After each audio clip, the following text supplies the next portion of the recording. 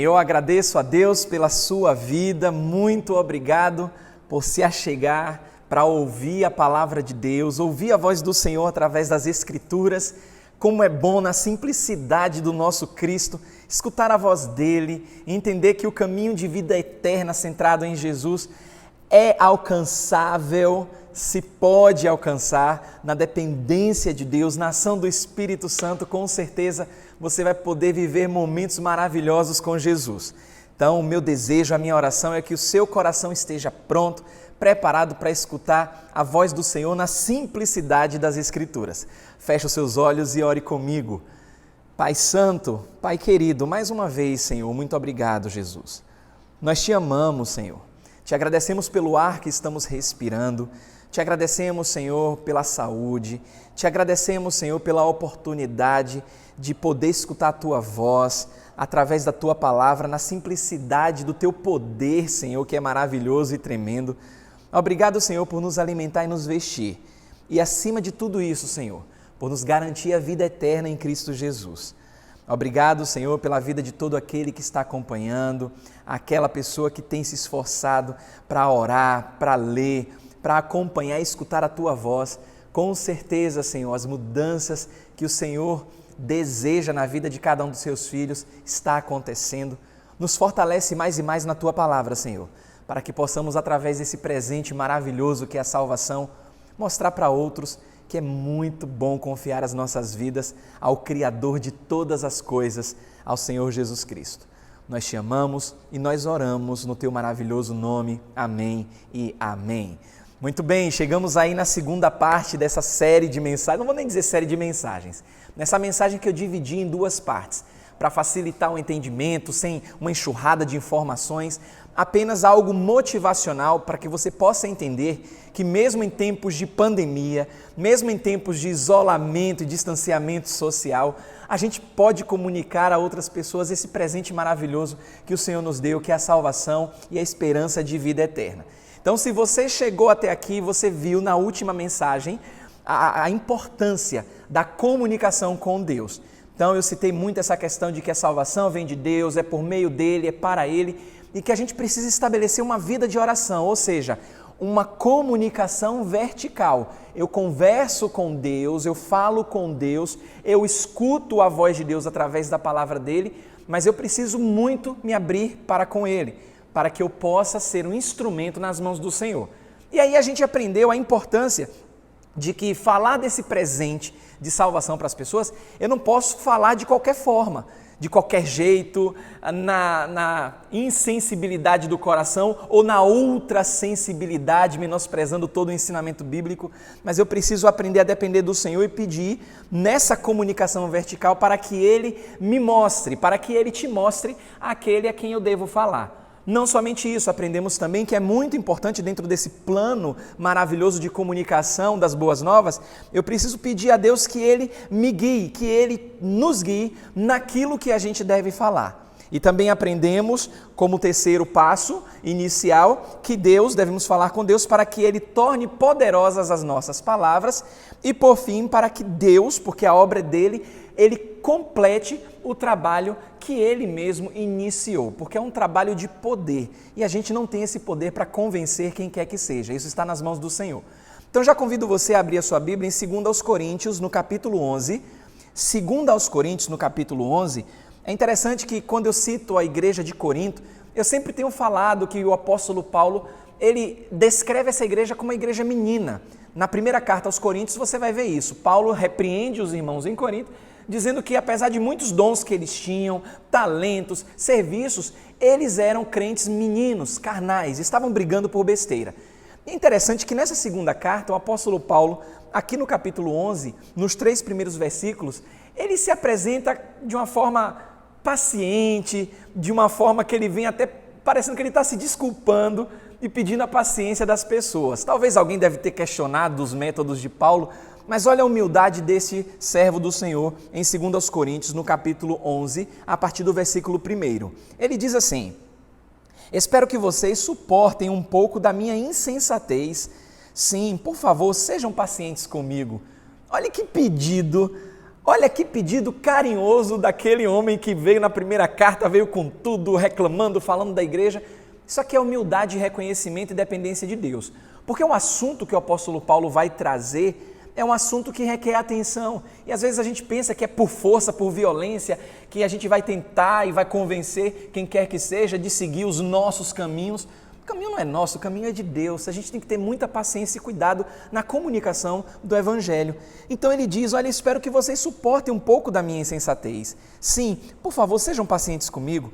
E ele diz no versículo 2, o zelo que eu tenho por vocês é um zelo que vem de Deus. Eu os prometi a um único marido, Cristo, querendo apresentá-los a Ele como uma virgem pura. Ou seja, um relacionamento entre Cristo e a igreja. Cristo é o noivo e a igreja é a noiva. Aí no versículo 3, ele explica por que ele é firme, por que ele fala com ênfase, com amor, os ensinamentos que ele traz. Ele diz no versículo 3, o que receio e quero evitar é que assim como a serpente enganou Eva, com a astúcia, a mente de vocês seja corrompida e se desvie da sua sincera e pura devoção a Cristo. Uma outra versão traz que ele tem um receio de que o diabo venha enganar aquelas pessoas e que elas se afastem da simplicidade que há em Cristo. Então notem, a mensagem é poderosa, como tem que ser, porque é a palavra de Deus, mas não pode perder a simplicidade. E o apóstolo Paulo estava com esse receio. Algumas pessoas já deviam ter comentado, Paulo está ensinando dessa forma, Paulo é um pouco duro, Paulo traz palavras aqui. Então é muito importante entender isso, porque a segunda parte dessa mensagem vai estabelecer o sentido horizontal, a comunicação horizontal. Fica parecendo uma cruz, né? Mas nada é por acaso. Está sempre nos remetendo àquilo que Jesus fez por nós, morrendo numa cruz. Então, o processo de evangelismo, eu preciso estabelecer uma comunicação vertical, falando com Deus, mas não posso apenas falar com Deus e escutar a voz dele, eu tenho que também estabelecer uma comunicação horizontal. Eu tenho que falar para as pessoas, eu tenho que comunicar para as pessoas.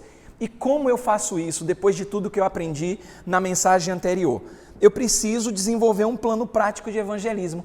Sem muito curso, sem muito mestrado, doutorado ou coisa do tipo, a gente pode olhar na palavra de Deus que dá para estabelecer um método simples de evangelismo mesmo na pandemia.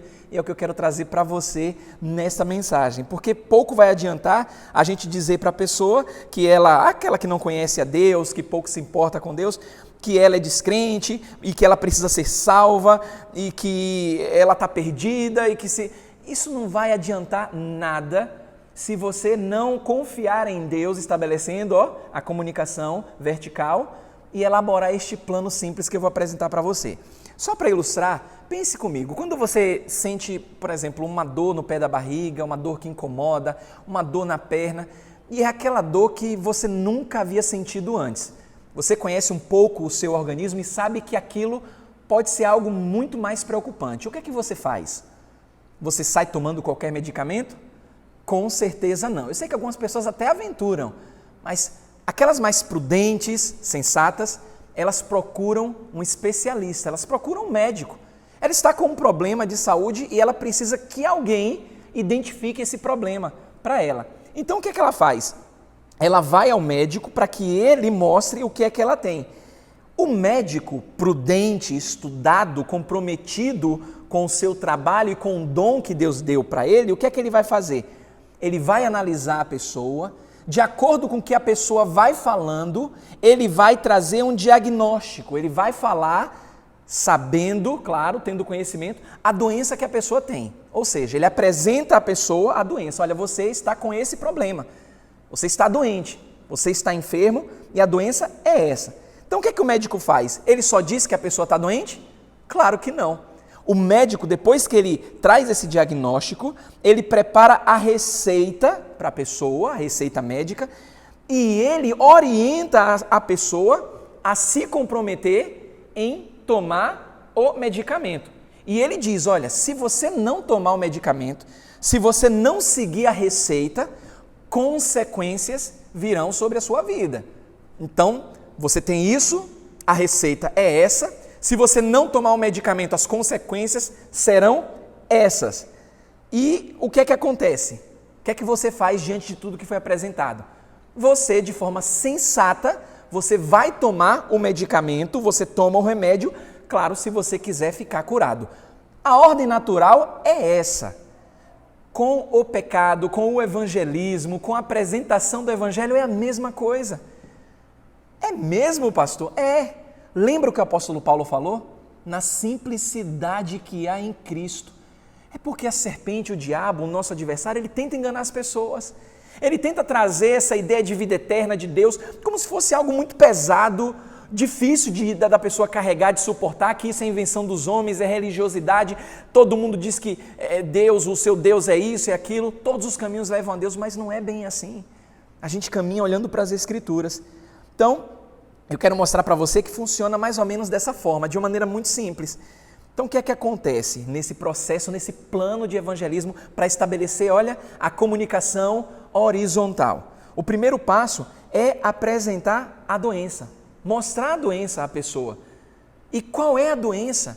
Porque talvez você que está assistindo aí, você diga, mas eu não estou doente com relação a algo espiritual, mas a Bíblia fala que há um problema muito sério e que essa doença chama-se pecado. Eita, que agora ninguém escapa, porque todos nós somos pecadores. Todos nós estamos doentes. E a Bíblia apresenta o problema do pecado. Em Romanos, no capítulo 3, no versículo 23, olha aí o apóstolo Paulo, o que ele fala àqueles cristãos que estavam em Roma. Romanos capítulo 3, no versículo 23, a Bíblia diz assim: todos pecaram e estão destituídos, ou seja, estão separados da glória de Deus.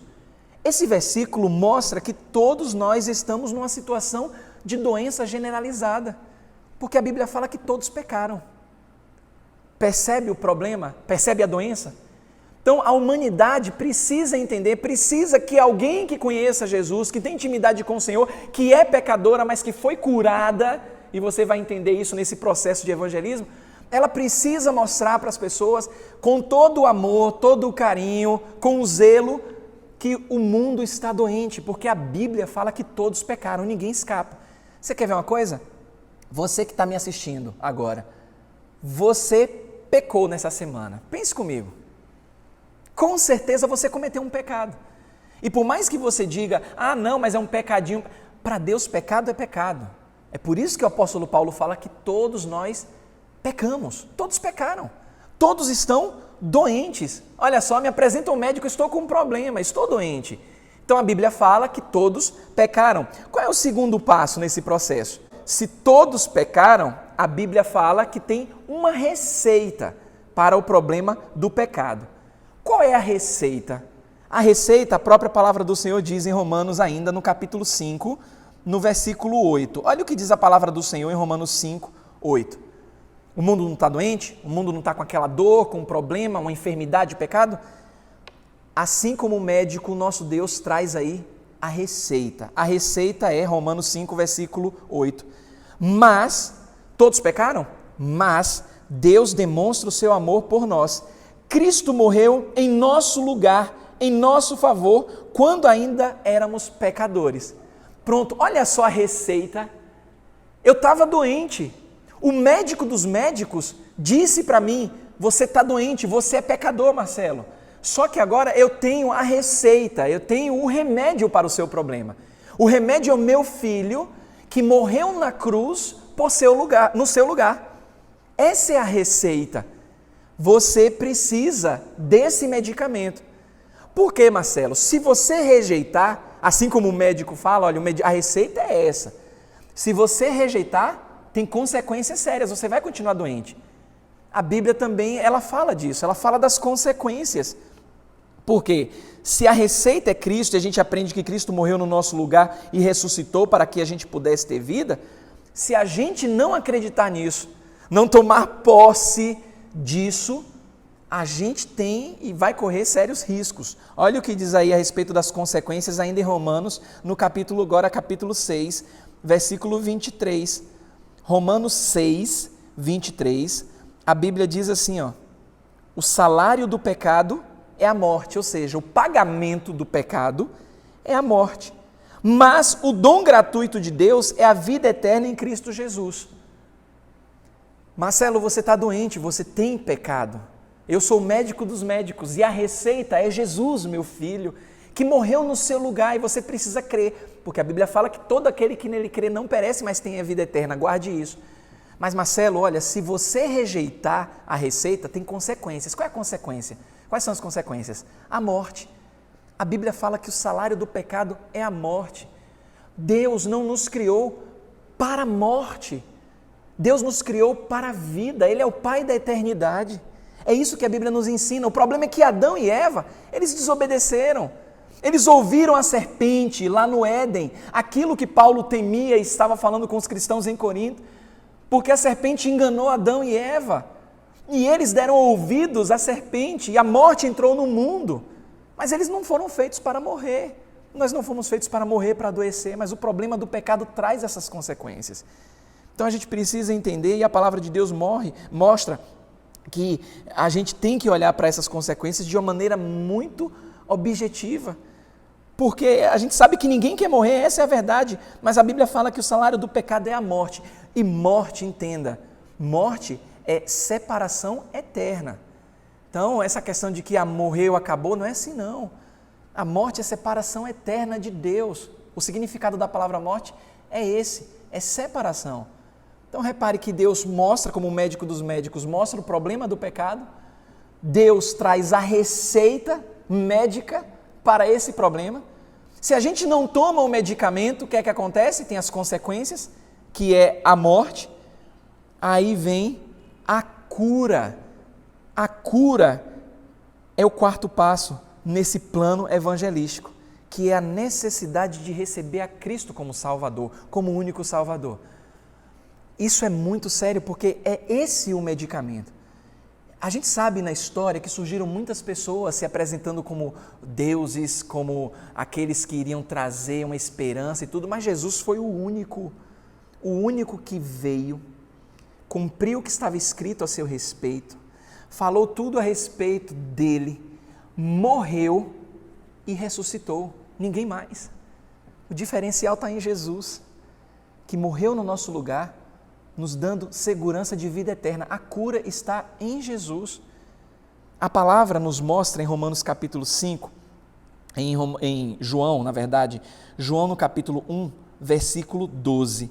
Olha o que diz a palavra de Deus em João 1, versículo 12. É bastante conhecido esse versículo.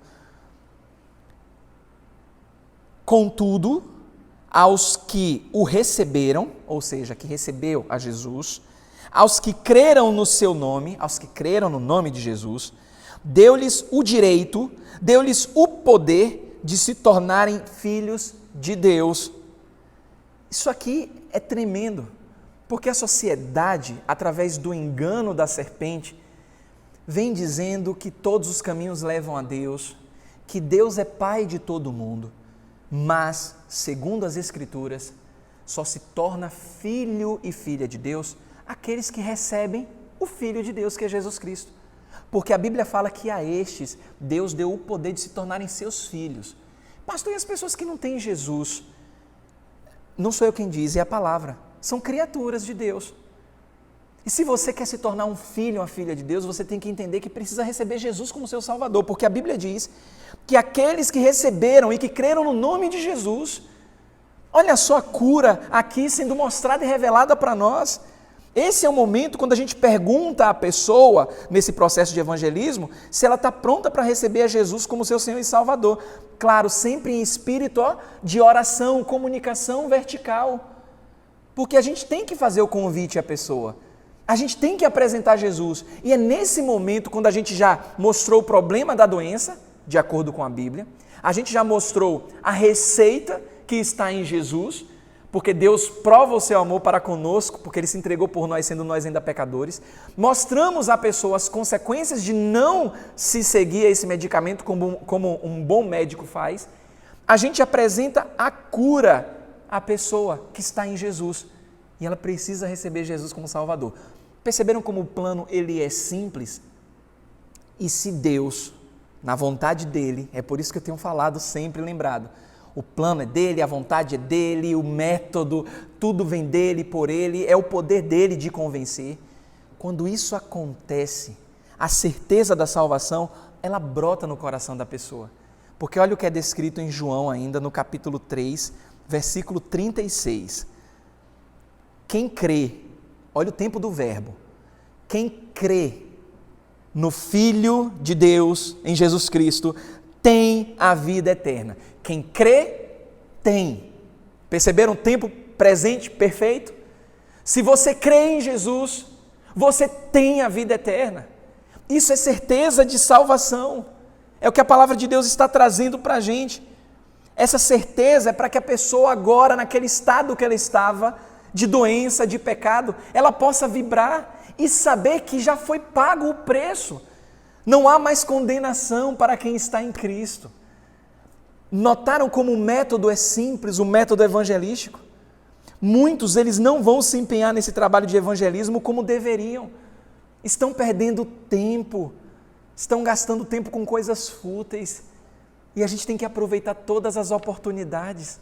Nós temos ferramentas, temos as redes sociais, nós temos um telefone, nós podemos nos comunicar com as pessoas. Repare que esse método de evangelismo, quando eu tenho um projeto de santidade, estabeleço uma comunicação com Deus, falando com Deus, dependendo dEle, e depois eu parto para comunicar para as pessoas, na comunicação horizontal, eu começo a ver a ação de Deus na minha vida, na vida das pessoas. Notaram como é simples? Não precisa de muita firula, muita coisa. Eu sei que muitas pessoas ainda não pararam e não se tocaram para perceber como é simples o trabalhar de Deus, poderoso, claro, mas de maneira muito simples, e como podemos ser instrumentos nas mãos do Senhor. Como você pode ser instrumento nas mãos de Deus. Notem que eu já deixo nessas duas mensagens tudo mastigadinho aí para você. É só você tomar nota, reler os versículos, confiar em Deus. Faça o teste, você vai se surpreender com a ação de Deus.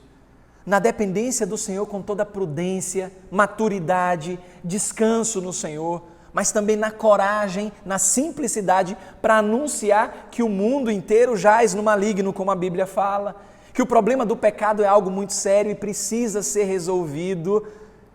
É muito simples, basta você querer e confiar em Deus primeiro e querer. E com certeza Deus vai te abençoar tremendamente, porque eu tenho visto o agir de Deus na vida de muitas pessoas. Não foi diferente na minha vida, não vai ser diferente na sua e nem na vida daquele para quem você vai comunicar este evangelho tão maravilhoso. O meu desejo e a minha oração é que você se mantenha firme nos caminhos do Senhor. Eu tenho comentado com algumas pessoas que esse tempo de pandemia tem sido realmente um momento de prova de Deus. Mas quando Deus nos prova, não é para nos derrubar, porque há uma diferença muito grande. Satanás nos tenta para nos fazer cair. Deus, a Bíblia nos ensina que Ele nos prova para nos aprovar. Jesus foi provado no deserto e aprovado. Os discípulos foram provados e foram aprovados. Você será provado, você será provada, mas aprovado e aprovada em nome do Senhor Jesus. Então faça a sua parte, se esforce, porque quando tudo isso acabar, e vai, porque a única coisa que permanece, a palavra de Deus permanece para sempre, a gente vai vibrar, a gente vai sorrir, a gente vai agradecer tanto a Deus e vai dizer para Ele, obrigado Senhor por essa oportunidade e realmente valeu muito a pena. Que Deus continue te abençoando, que Deus continue te fortalecendo nos caminhos dEle. É o meu desejo e a minha oração no nome de Jesus. Amém e amém.